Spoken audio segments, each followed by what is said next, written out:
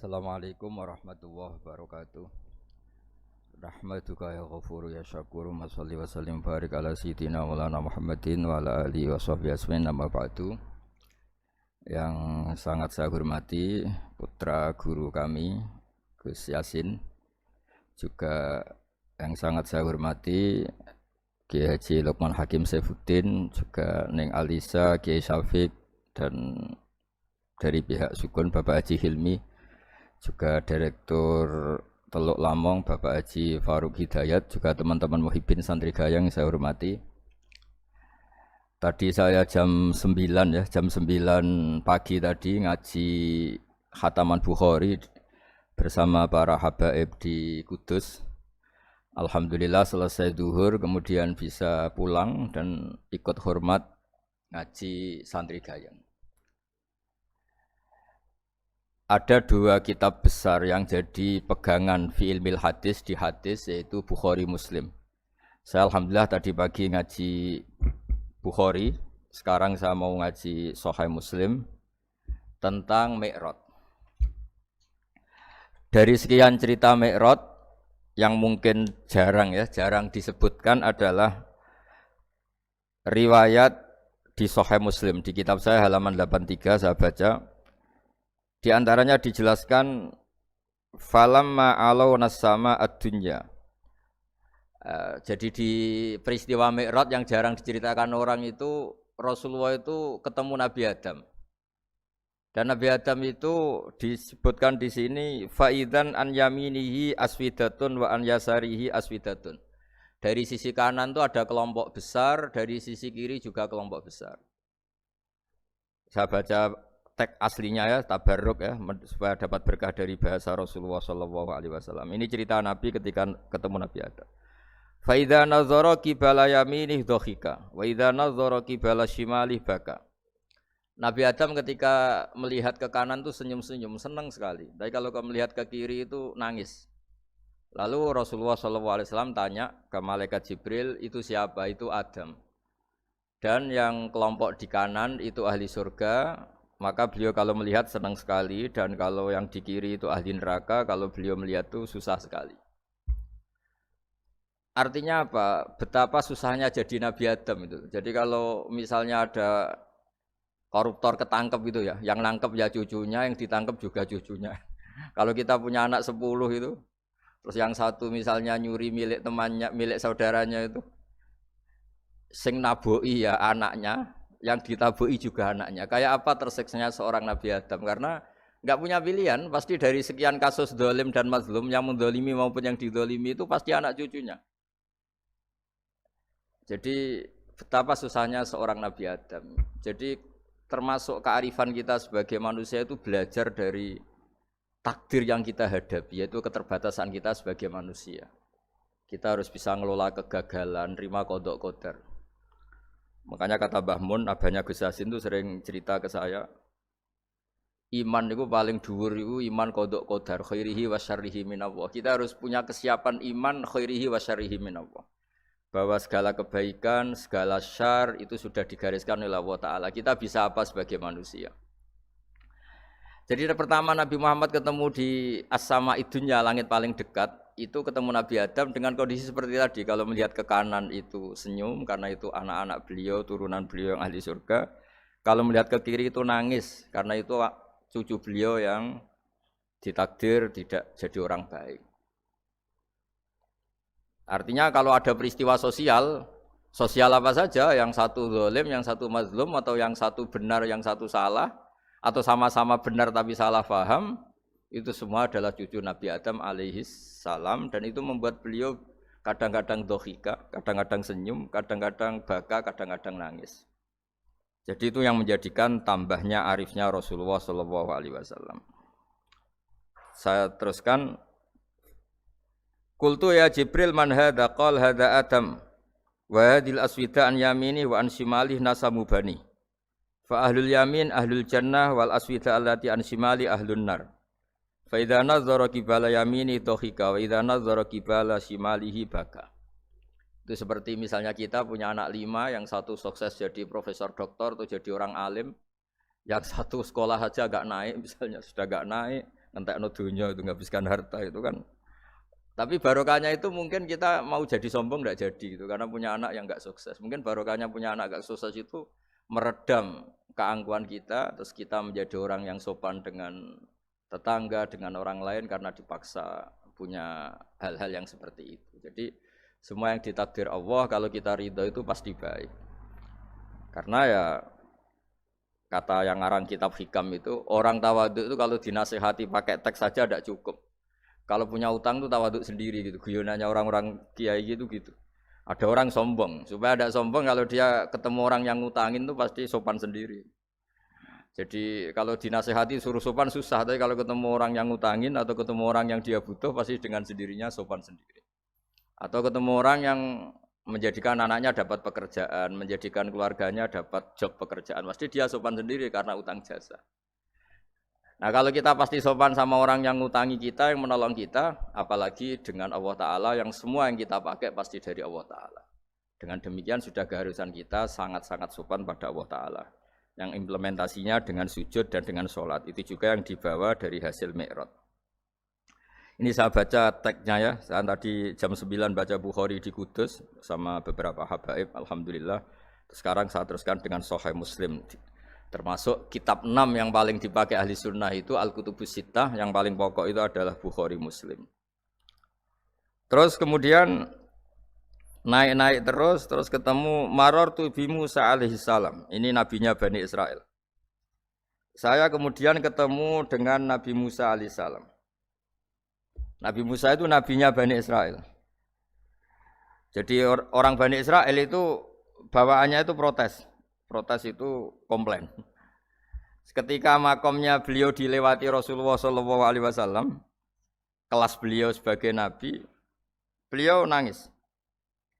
Ketika nangis ditanya, "Ma yubkika, kenapa engkau nangis ya Musa?" Terus ini saya baca supaya seperti teksnya.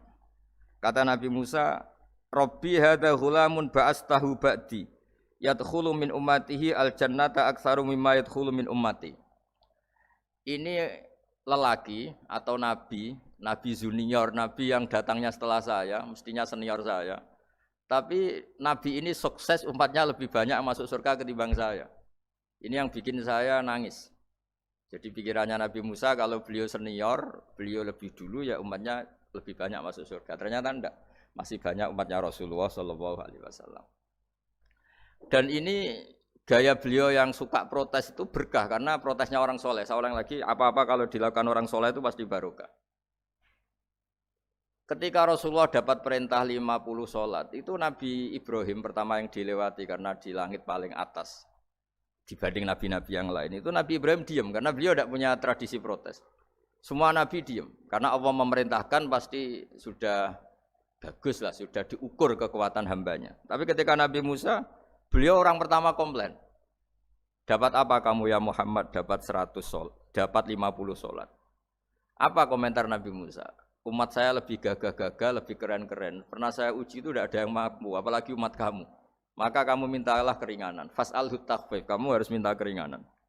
Masyhur itu riwayat itu. Kemudian Nabi minta keringanan sama Allah dipotong hanya 5. 5 masih 45, dipotong lagi 5 masih 40 sampai 9 kali pemotongan. Akhirnya jadi 5 sholat. Itu satu menjadi pelajaran bahwa hubungan dengan Allah Ta'ala itu tidak perlu malu. Karena Allah itu suka kalau dimintain. Mestinya kan dipotong 5, minta lagi sungkan. Dipotong lagi 5, minta lagi sungkan. Tapi ternyata berkali-kali. Bahkan ketika sudah 5 itu Nabi Musa masih bilang, ya Muhammad minta lagi keringanan. Jadi kalau itu dikabulkan itu jadi tidak ada sholat itu. Kalau 5 masih minta. Nah, sampai Rasulullah itu tanya ke Jibril. Ya Jibril, bagaimana dengan gaya komplainnya Nabi Musa? Hiddah itu sering komplain. Jawabnya malaikat Jibril, ya roh hiddata, Allah tahu betul tentang komplainnya Musa dan Allah senang. Ya karena bawaan beliau begitu. Ini penting saya utarakan bahwa dalam Islam itu orang yang lemah lembut, yang samahah, Allahun halim kayak Nabi Ibrahim itu juga Allah suka. Yang suka komplain tapi demi hak, bukan demi konflik. Saya ulang lagi, demi hak, bukan demi konflik, juga Allah suka. Itu kita menjadi dapat sholat yang hanya 5 itu barokahnya komplainnya Nabi Musa karena kita yang lemah ini diukur dengan umat beliau yang kuat, ternyata umat beliau tidak kuat. Barokahnya tidak kuat itu dipakai tolak ukur apalagi umatmu ya Muhammad. Kemudian itu yang menjadikan Nabi sebagai orang yang sangat tawaduk karena yang merintahkan itu senior. Meskipun kita tahu Nabi Muhammad itu Sayyidul Awwalin wal Akhirin, tapi secara lahir, secara jusmani beliau lahir paling belakang. Dan secara lahir juga beliau Nabi paling terakhir. Jadi secara hukum adab beliau harus sopan. Tentu sopan itu jadi panutan kita. Meskipun kita tahu hakikat beliau adalah Sayyidul Awwalin wal Akhirin. Secara hakikat. Nanti kita bicara lebih jauh tentang jusmani dan ruhani. Nah akhirnya keturutan sampai 5 sholat yang kita lakukan sekarang itu barokahnya komplainnya Nabi Musa. Banyak di cerita-cerita kitab hadis. Ketika Nabi Musa ngaji sama Nabi Khidir, itu komplainnya Nabi Musa menjadi fikih yang luar biasa, kata kitab Ibnu Hajar al-Asqalani, Fathul Bari. Ketika beliau ngaji sama Nabi Khidir, kemudian Nabi Khidir itu dipinjemin perahu sama masyarakat. Sudah dipinjemin karena beliau majanan ya, dikasih gratis. Tapi di tengah-tengah perjalanan perahunya itu dilubangi. Nabi Musa komplain, akhirat tahal itu khriqo ahla, masa kamu lubangin padahal kamu naik, nanti gimana, kamu sudah pinjem, enggak bayar, masih ngerusak lagi, itu apa-apaan. Nabi Khidir ya relax saja, ilmu kamu belum cukup untuk menganalisis ini. Begitu juga ada 3 peristiwa yang Nabi Musa itu selalu komplain. Apa yang dikatakan Ibnu Hajar al-Asqalani itu kitab yang sangat bagus sekali. Justru dengan protes itu Nabi Musa punya kelas di atas Nabi Khidir karena orang enggak boleh sukut alal mungkar karena secara fikih orang itu enggak boleh mendiamkan sesuatu yang buruk. Kita tahu dalam aturan fikih di antara kewajiban kita adalah ingkarul mungkar, mengingkari sesuatu yang memang harus diingkari. Ya meskipun tentu tidak dengan sikap destruktif yang merusak dan apa, tapi yang enggak baik tentu kita ingkari. Perilaku Nabi Khidir yang melubangi perahu yang tidak miliknya padahal yang punya perahu sudah menonton itu perilaku yang enggak baik. Sehingga Nabi Musa protes. Justru protesnya Nabi Musa ini menjadikan beliau selalu di kelas fikih terbaik, yaitu ingkarul mungkar, mengingkari barang yang harus diingkari. Tapi tentu Nabi Khidir juga enggak salah karena beliau punya perhitungan di depan nanti itu ada begal-begal, ada kekuatan yang enggak baik yang selalu akan membegal perahu-perahu yang kondisinya sempurna. Nabi Khidir punya perhitungan kalau ibarat mobil ini spionnya kok enggak dipecah, enggak diambil, itu termasuk mobil bagus pasti digarong. Tapi gara-gara spionnya dipecah dulu sama Nabi Khidir, terus depannya dilumuri apa supaya enggak menarik, ini selamat. Jadi perhitungannya Nabi Khidir wa kana wara'uhum maliku ya'khudhu kullasafinatin ghusba. Di beberapa tafsir diartikan safinah ay sholihah karena di depannya nanti akan ketemu orang-orang yang dolim yang selalu ngambil perahu-perahu yang bagus. Caranya gimana supaya perahu itu enggak diambil? Ya karena mereka hanya ngambil yang bagus ya dirusak dulu supaya enggak bagus. Kalau ya enggak bagus nanti lolos dari garong tadi, dari pengambilan secara dolim tadi. Jadi Nabi Khidir enggak salah karena ada visi seperti itu. Nabi Musa protes juga agak salah karena memang tugasnya fikih itu ingkarul mungkar, mengingkari barang yang memang enggak benar. Nah, di sini seperti yang dikatakan Gus Yassin kita harus bisa ngelola perbedaan, ngelola beda sudut pandang dan sebagainya. Sehingga kita selalu dapat nikmat Allah Taala wa allafa baina qulubihim, nikmat yang kita asik, kita hidup asik, nyaman. Doa-doa bapak-bapak saya, guru-guru kita sering ijazahi setiap ketemu teman atau keluarga disuruh berdoa, Allahumma alif baina qulubina wa aslih dzata bainina. Semoga hubungan kita dengan orang lain itu baik-baik saja dan semua konflik kita dibenahi oleh Allah Subhanahu wa taala. Karena kita tidak pernah tahu ya. Kita miskin kadang dianggap problem karena takut membebani tetangga. Tapi kita kaya juga kadang dianggap problem karena orang lain takut kalah dengan kita. Kita tidak pernah tahu cara pandang orang lain. Jadi kadang-kadang kita menang gitu, sama yang senang dikira kita pemikir serius gitu. Tapi sama yang enggak senang dikira kita merengut. Kita guyon, kata yang senang itu luar biasa. Kita dianggap orang yang ceria. Bagi yang enggak senang dianggap arogan. Jadi kita tidak pernah bisa ngelola pikiran orang lain. Nah, barokahnya rahmat Allah yang tidak terbatas kita seperti ini. Dan itu digambarkan oleh Allah Ta'ala ketika ketemu antar Nabi itu. Cara pandang ya beda-beda. Nabi Ibrahim itu kalau melihat orang yang enggak benar, itu ya ngendikane faman tabi'ani fa innahu minni wa man asani fa innaka ghafurur rahim. Ya Allah, yang ikut saya ya karuan kelompok saya, yang tidak ikut saya semoga engkau banyak mengampuni mereka. Nabi Nuh beda sekali cara pandang. Nabi Isa ubudiyah murni. Ketika melihat orang yang enggak benar, beliau tidak ngambil sikap. Beliau ngendikan intu adzibhum fa innahum ibadu. Kalau engkau siksa nggih monggo Gusti wong itu hamba-hamba jenengan, itu terserah jenengan. Wa in taghfir lahum, kalau engkau ampuni nggih monggo, jenengan yang punya pertimbangan lebih bijak. Dan itu yang dalam banyak hadis ketika Rasulullah SAW melihat umatnya di akhir zaman yang macam-macam, Nabi ngambil sikap kayak sikapnya Nabi Isa. Sebagian riwayat Nabi mengatakan fa'aqulu kama qalal abdus soleh. Saya akan ngambil sikap kayak sikapnya al-abdus soleh. Di hadis itu diredaksikan yaitu dengan redaksi intu adzibhum fa innahum ibaduk wa in taghfir lahum fa innaka antal azizul hakim. Ya saya teruskan. Kemudian akhirnya Rasulullah SAW sampai ke Sidratil Muntaha. Wa ra'aitu Ibrahim alaihi salam wa ana asbahu waladih bih. Ketika ketemu Nabi Ibrahim, hubungan Rasulullah itu sangat emosional. Beliau yang pertama diceritakan, saya ketika ketemu Nabi Ibrahim itu senang sekali karena ternyata saya ini cucu beliau, turunan beliau yang paling mirip beliau. Jadi ini unik, dari sekian peristiwa besar, peristiwa langit, kemudian Nabi ada hubungan emosional yang luar biasa ketika ketemu Nabi Ibrahim. Pertama yang dikatakan Nabi, wa ana asbahu waladihi. Saya adalah cucu yang paling mirip beliau.